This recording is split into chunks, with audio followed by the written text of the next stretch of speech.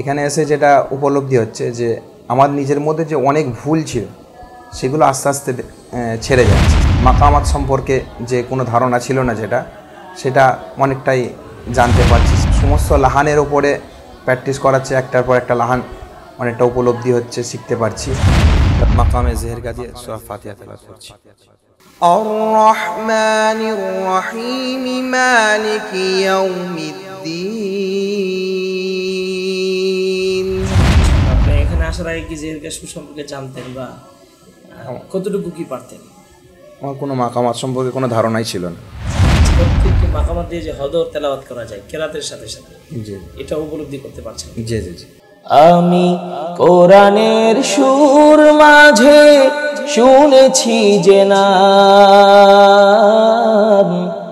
আজানের সুর মাঝেও শুনেছি ও নাম।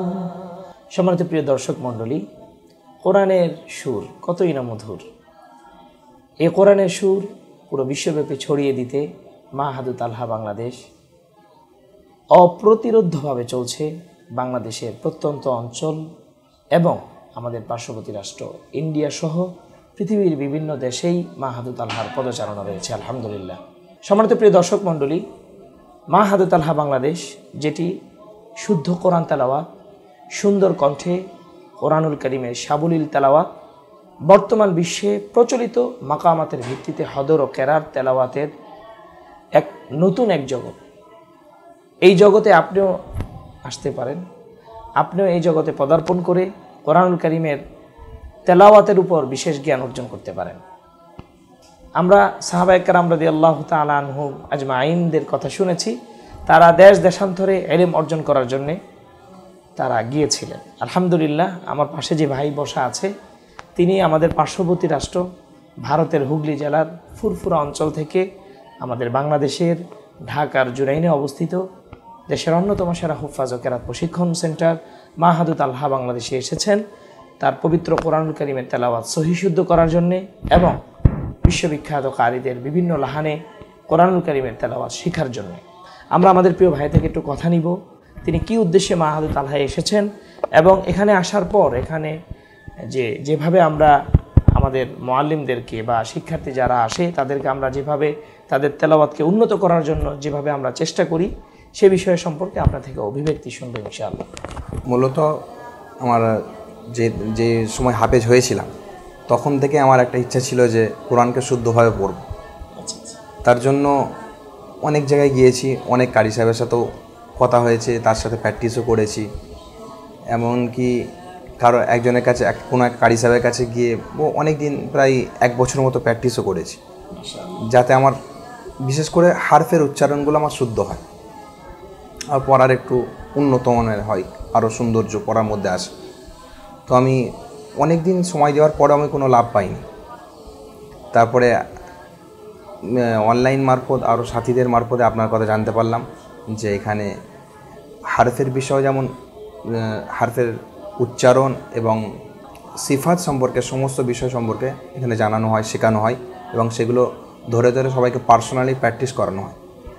তো তারপরে আপনার সাথে কথা বললাম এবং এখানে ছুটে আসলাম আপনার এখানে এসে যেটা উপলব্ধি হচ্ছে যে আমার নিজের মধ্যে যে অনেক ভুল ছিল সেগুলো আস্তে আস্তে ছেড়ে যাচ্ছে, সেই ভুলগুলো আস্তে আস্তে ভেঙে যাচ্ছে, সেগুলো একদম ধরে ধরে দেখিয়ে দেওয়া হচ্ছে এবং সেগুলোর ওপর প্র্যাকটিস করে সেইগুলো ভুলগুলোকে ছাড়িয়ে দেওয়া হচ্ছে এবং সমস্ত লাহানের ওপরে প্র্যাকটিস করাচ্ছে, একটার পর একটা লাহান অনেকটা উপলব্ধি হচ্ছে, শিখতে পারছি এবং মাকামাত সম্পর্কে যে কোনো ধারণা ছিল না সেটা অনেকটাই জানতে পারছি, শিখতে পারছি। আলহামদুলিল্লাহ প্রিয় ভাই, আলহামদুলিল্লাহ প্রিয় ভাই, আপনি যে এত দূর থেকে আসলেন, সে আমাদের বাংলাদেশ থেকে প্রায় 500-600 কিলোমিটার দূরে সে আপনাদের ফুরফুরা, আমি যেখানে গিয়েছিলাম আপনাদের ফুরফুরা শরীফের একজন পীর জনাব তহা সিদ্দিকের আমন্ত্রণে, সে দূর থেকে আপনি এখানে আসলেন। এখানে এসেছেন কিসের উদ্দেশ্যে, যে এলএম অন্বেষণ কিনা বা সুন্দরভাবে এলএম শেখার জন্য, সেটা কি আপনি পাচ্ছেন কিনা, বা এখানে আপনার ওস্তাদ যারাই পড়াচ্ছে, আমি তো সর্বক্ষণিক পড়াচ্ছি, তারপরেও আরও অন্যান্য যে সকল ওস্তাদরা পড়াচ্ছে তাদের পড়াশোনার মান বা তাদের পড়াশোনার যে পদ্ধতি সেটা আপনার কাছে কীরকম লেগেছে বা লাগছে সে বিষয়টি যদি আপনি একটু বলতেন। আমি এসেছি অ্যাকচুয়ালি আমার পড়াটাকে শুদ্ধ করার জন্য। তো এখানে যে কারি সাহেবরা প্র্যাকটিস করাচ্ছেন সবাই আন্তর্জাতিক মানে বিশ্বমানের সবাই হাফেজা কারি সাহেব আছেন, যারা আন্তর্জাতিক এবং দেশের বাইরেও পুরস্কার নিয়ে এসেছেন। তারা প্র্যাকটিস করাচ্ছেন। তারা মানে যতটা চেষ্টা পারা যায় তাদের পক্ষ থেকে তারা ততটাই চেষ্টা করছে এবং সবাইকে আলাদাভাবে বিশেষ করে যার যেখানে কমজোরি আছে সেই জায়গাগুলোতে তারা কারি সাহেবরা ধরিয়ে দিচ্ছেন এবং প্র্যাকটিস করাচ্ছে। আচ্ছা আচ্ছা, ইনশাআল্লাহ। এখন আমরা একটু তেলাওয়াত শুনবো আপনার থেকে, দেখবো যে আপনার তেলাওয়াতের কতটুকু। আপনি যখন এসেছিলেন আজকে মনে হয় সম্ভবত 10 দিন হয়ে গেছে নাকি 9 দিন হয়ে গেছে।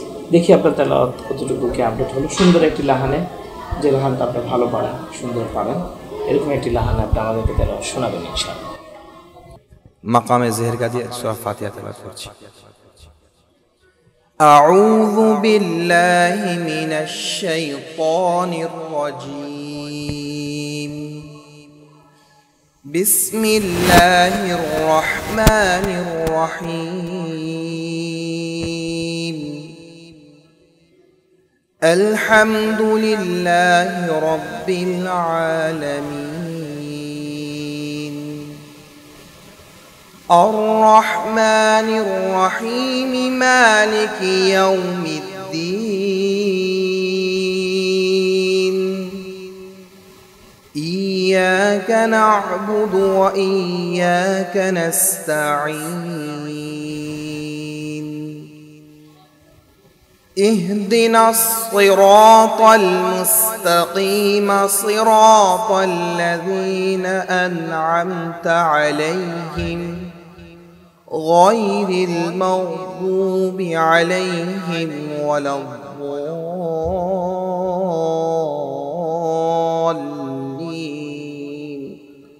صدق الله العظيم.